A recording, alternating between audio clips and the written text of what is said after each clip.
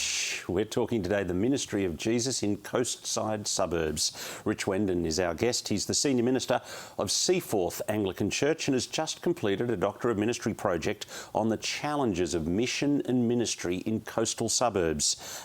He's been Senior Minister of Cronulla Anglican in Sydney South for 10 years, then last year moved up to Seaforth, Sydney's northern beaches.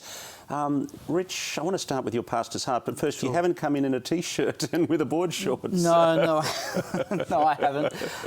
I tossed up wearing the patrol uniform, but I thought that might be. You are a beach patroller? Yes. So I'm a member at Queenscliff Surf Lifesaving Club, and I patrol probably once a month. And tell us about your board.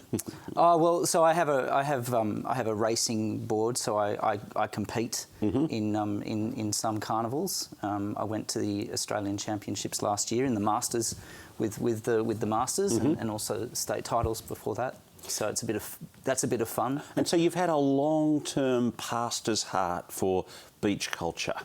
I have. It's funny, I grew up doing surf lifesaving as a school sport, but then ministry took us to other parts of Sydney, and it was only when I ended up at Cronulla and the opportunity came to join Surf Lifesaving Club there, because I'd been a member at Long Reef and then Freshwater after school. I jumped at the opportunity to join there, and being also the minister at the church and just trying to think through how to reach the suburb, it became clear that it was a very different place. The beach, there's all sorts of distractions and competing ideologies, I guess, when it comes to reaching people. And so I just had this real, and I still have this real heart to work out how to tap into that culture. One of the things that struck me early on was, for a lot of people, the beach is, and all that goes with that in terms of the lifestyle and even just sport around there, and other is that it's people's heaven in many ways. That's one of the lines that I was thinking of as I was reading your Doctor of Ministry project. That, this is me from an outsider's perspective, thinking it's hard to long for heaven when it feels like I live there. Yeah, that's right. And is that? You kind of called it affluence, but it's also it's the aesthetic of the environment. It is, and it's the hedonism as well of the environment. So, can I tell you a story? Yeah. I was one afternoon at Cronulla Surf Lifesaving Club, just having drinks with some of the guys, and I was talking to one guy who was retired, and I've been exploring the idea of thankfulness, trying to work through that one in terms of the whole hedonism thing.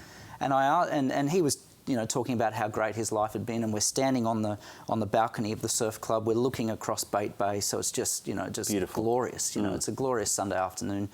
The tagline, and I don't know if you saw this in the project, but the tagline of the president of the surf club at the time, who was one of the guys I interviewed, was he would always sign off his president's message in the newsletter with "See you on the beach. Where else would you rather be?" That's such a powerful line. Where else would you rather be? Yeah, it was a powerful line. Anyway, I'm talking to this guy, and he's just talking about his life, and he, as I said, he was retired. And he had a family, and he's got it all set up. He's just enjoying life. And I said, who are you thankful to for all of this? And he said, and he just didn't even hesitate, and he just said, me, thankful to me. and we sort of tossed that around a bit more, but that was just an extraordinary line, I thought, because it just got right to the heart of what I think for many people, what they've built up this life down there. They seemingly they've got it all. They've got the nice house.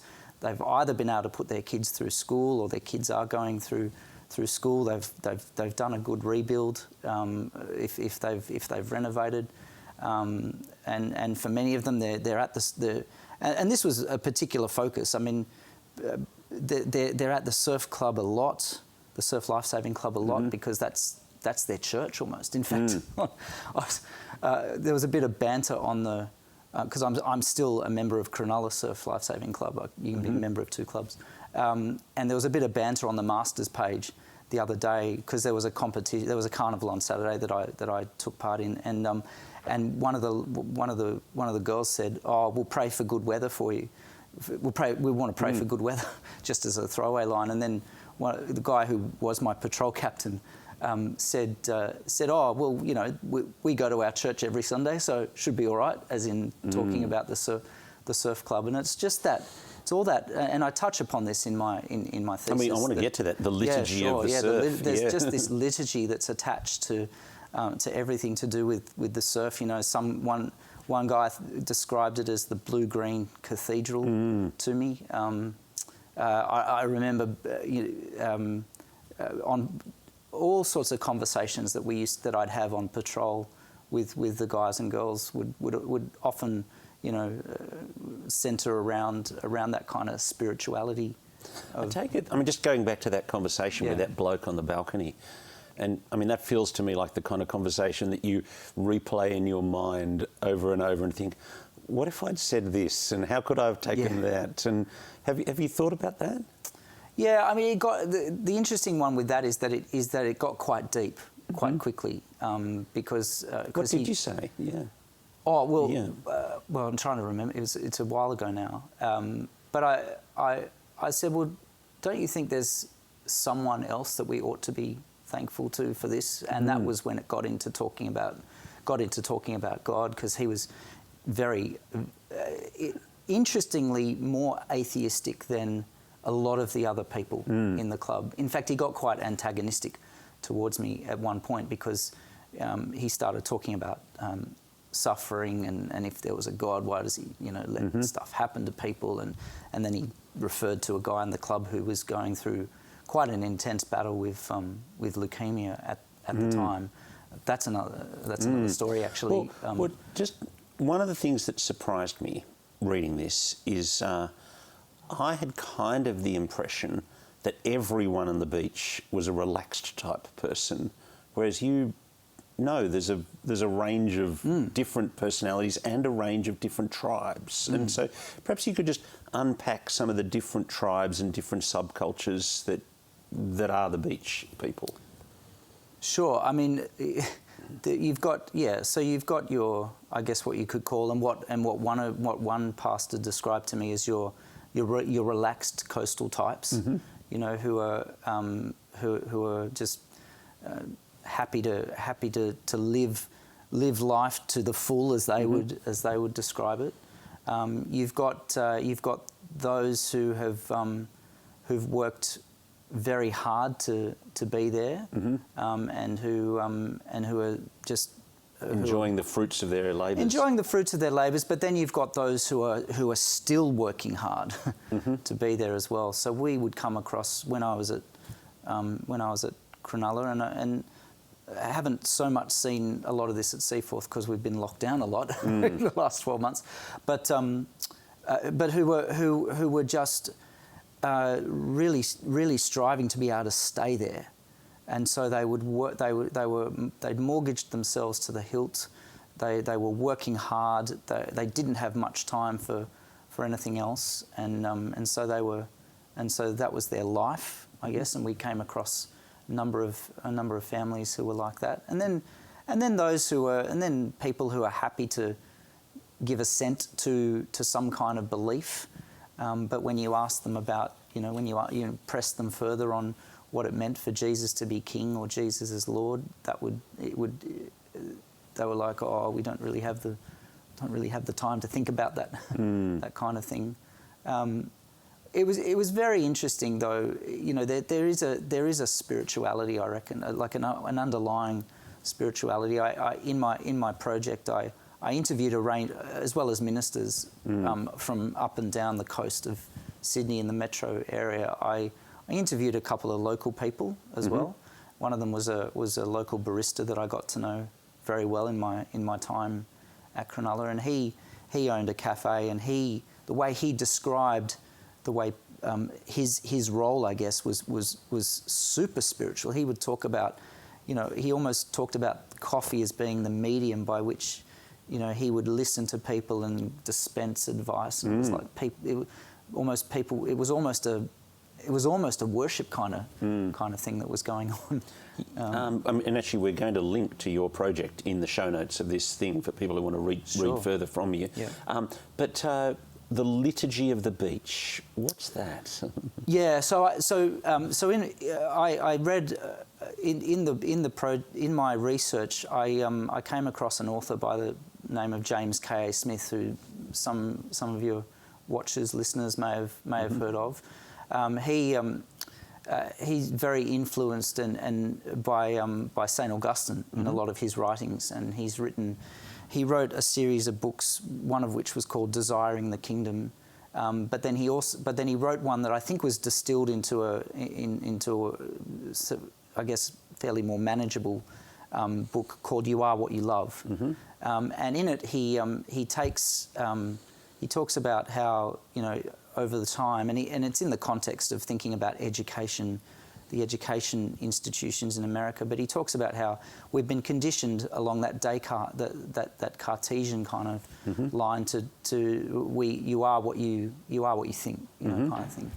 But he takes St. Augustine's line along the lines of our hearts are restless till they find their rest in Thee, O Lord, and he talks about how actually deep down we're not so much thinkers on that Descartes line as we are lovers, and so we are what we love, and we worship all sorts of things because deep down that's what we're like, and he explains that by way of what he calls secular liturgies.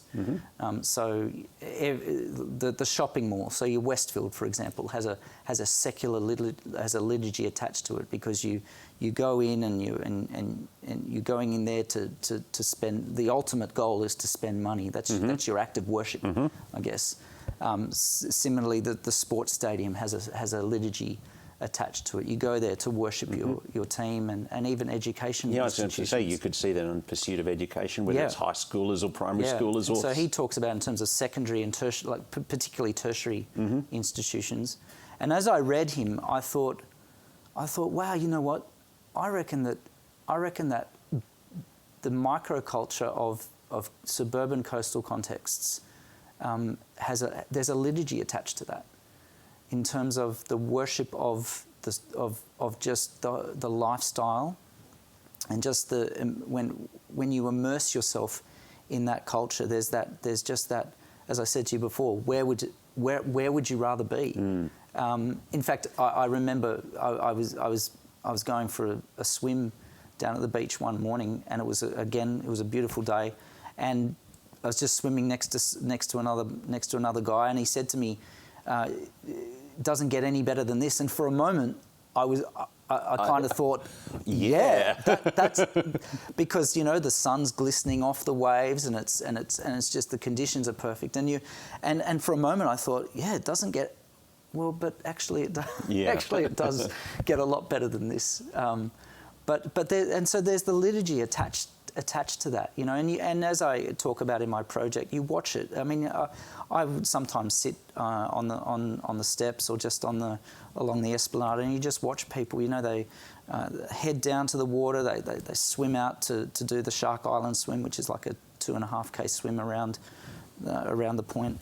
It's the same down at Manly. So I'm at Seaforth, 6 minutes up the road from Manly Beach, and people do a similar swim that's called the Bold and the Beautiful every morning. And so there's a real kind of worship that's attached to that whole aspect of. So what does a minister of Christ Jesus do to reach these lost, hedonistic? Yeah.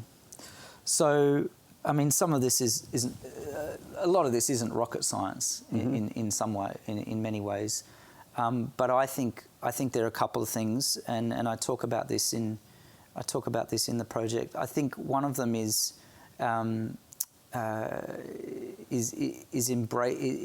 working out how to tap into that reaching those people, tapping into that culture, and so. as I said, one of the things that I did was was joining Cronulla Surf Lifesaving Club was the best thing. I look at you doing that. I look at my friend Jodie McNeil being bushfire brigade person down at Jamboree, and I see you doing the same things. Yeah. Really. And there are other options as well, but I think that one was one of the best things I did because I was invited to become the chaplain to the club, and that's not a big thing, but that's just in sports chaplaincy we talk about being a presence. It's a ministry of presence. Like you're not there to proselytise. You're just there to build relationships with people and so one of my encouragements and one of the things that came out of my research was that ministers and churches that are doing everything they can to tap into different aspects of the suburb, whether it be chaplaincy in the surf club or even just joining the surf club as a member, because the conversations that you get to have as you get to know people are just amazing, and the opportunities are. We had. It's a slow burn thing though, as well. Like it takes time to develop those relationships. It took 6 or 7 years to really get to the point where I was able to start having some deep conversations, invite people along to church stuff. So that's one thing. I think also recognising that that the communities surrounding things like sports clubs, surf lifesaving clubs, in some ways I think they put some churches to shame in terms of the way they just the time that they spend together. They don't just go down to do their patrol for the 4 hours and then go home, or they just don't go down to the Sunday races and go home. They're there and they're immersed and they're involved, and it's their life. And it got me thinking a lot about community and belonging. And my friend Stu Crawshaw from Soul Revival, who's done a lot of work on the kind of aspect of third place, third places in ministry, got me thinking about, because often one of the things... We're just for some people listening, what is third place? Sorry, there was a philosopher sociologist, Ray Oldenburg. He talked about first place is second place. First place is your home, second place is people's place of work, and third place is the place where people hang out. So the pub, the cafe, sports clubs, that kind of thing. And what Stu has done really well, I think, at Soul Revival is that they've established a real kind of third place with their church. They've got meals going. They've got a real sense of belonging. When it comes to the ministry that happens there, because one of the things that often we've tried to do is we've looked at our church, and we've thought, maybe people won't come to church, so we're going to establish something off-site. And some churches have tried to do that. In fact, they tried to do that down at I think it was one of the Pentecostal churches tried to do that down at Cronulla, establish a church down on the beach. But it just... I read about that in your project. It kind of felt like it didn't in the end work. No, it didn't work, and I think it's because, again, there's all sorts of competing aspects to that and ideologies. But I think that we want to recognise that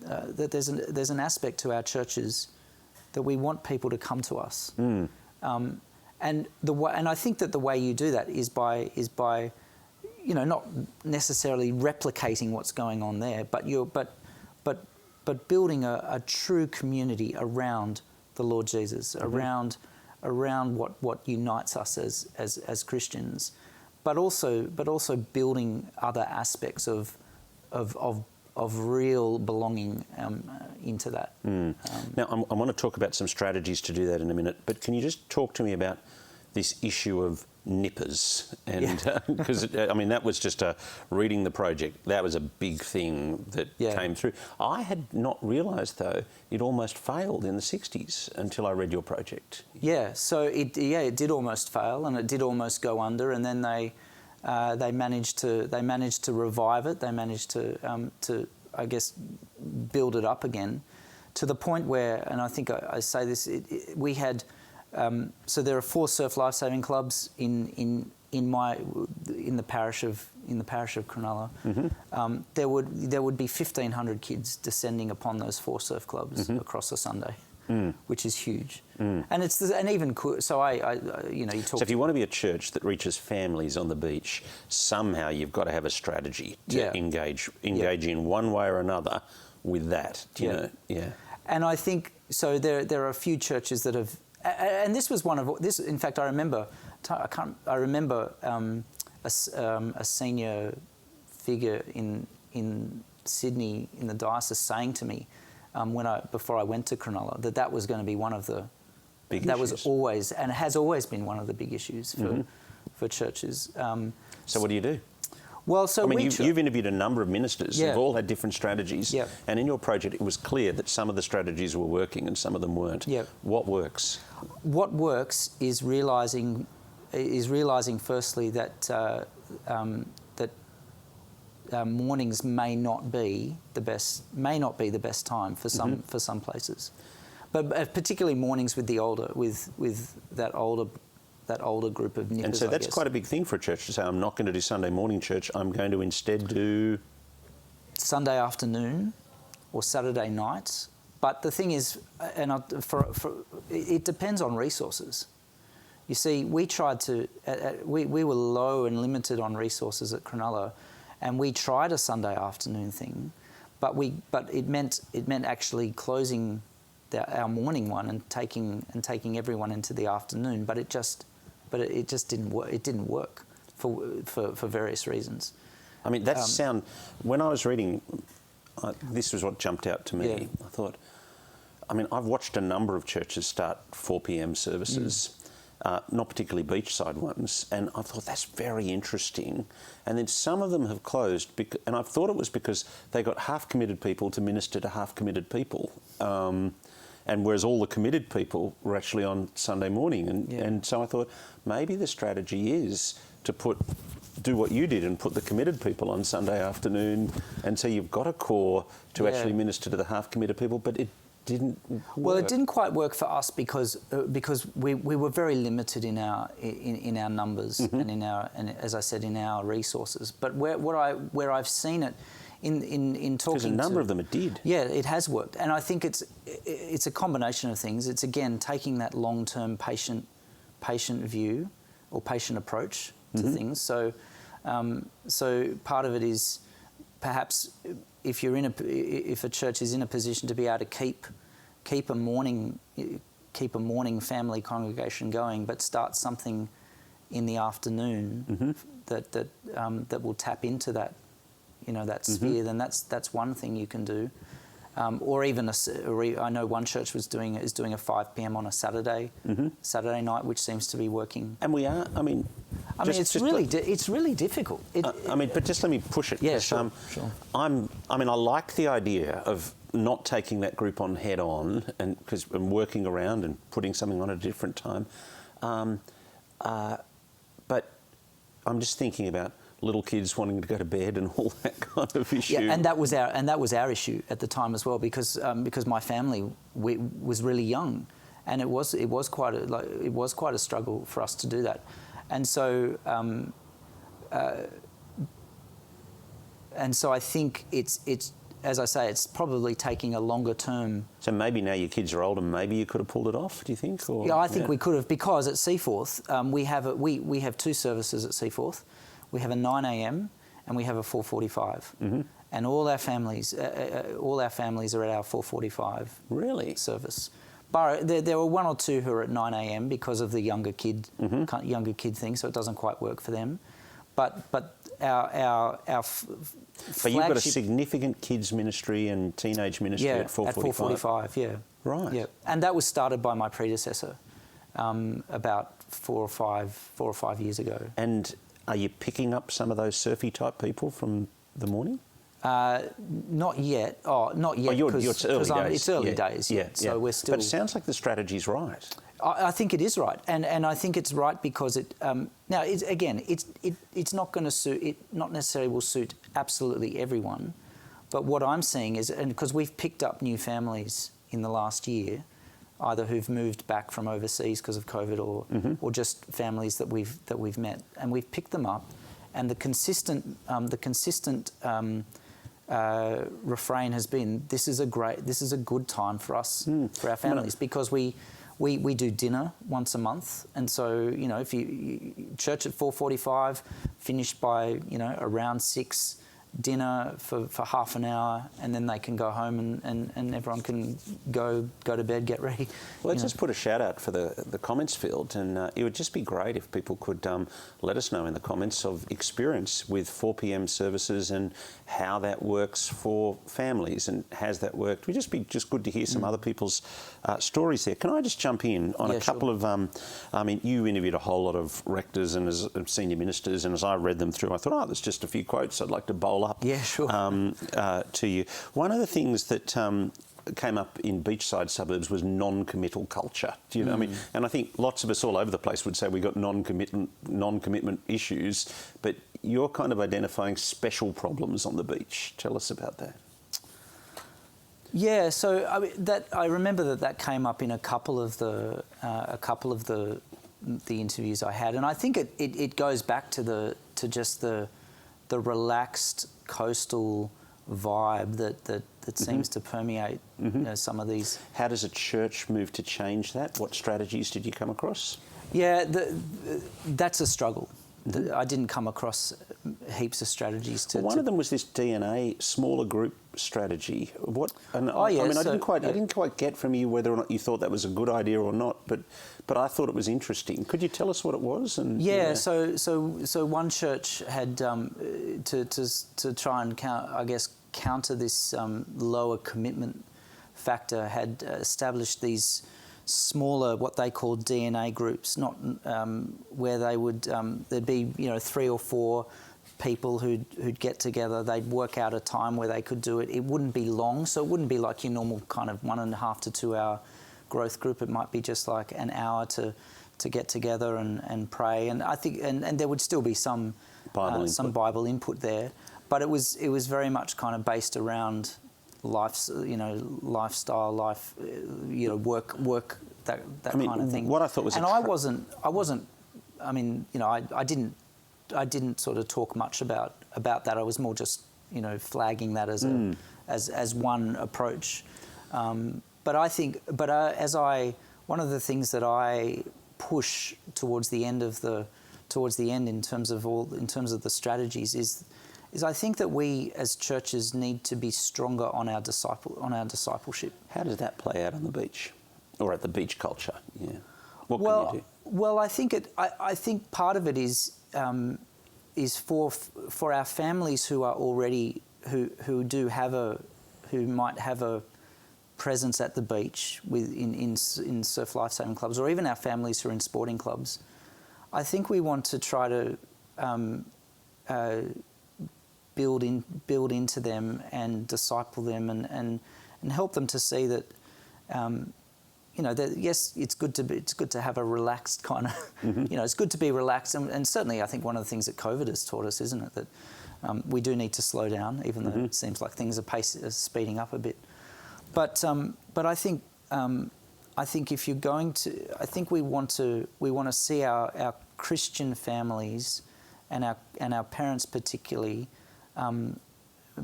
being built up and stronger in the faith, so that they're able to nurture and nourish and build up their kids as well, and then and find those opportunities to to talk to their friends and to have those simple conversations. And I think that's also one of the things that I discovered. It's one of the things that I found was looking for those small opportunities to just drop those kind of gospel bites into conversation. That's not an easy thing to do. And so one of the things that I'm keen to help my people learn is how do we do that?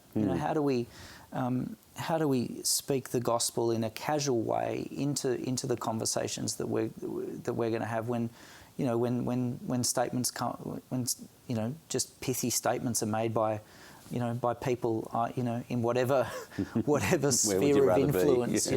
The where would you rather be thing. The the blue-green cathedral kind of. We'll pray for. We better pray for good weather. Thanks so much for coming in. Oh, thanks for having me, Dominic. It's been a real privilege. On the Pastor's Heart, Rich Wenden, and look, I found it really stimulating reading Richard's project, and particularly hearing from 6 or 8 different ministers from coastal towns on their different evangelistic strategies. I found it encouraging.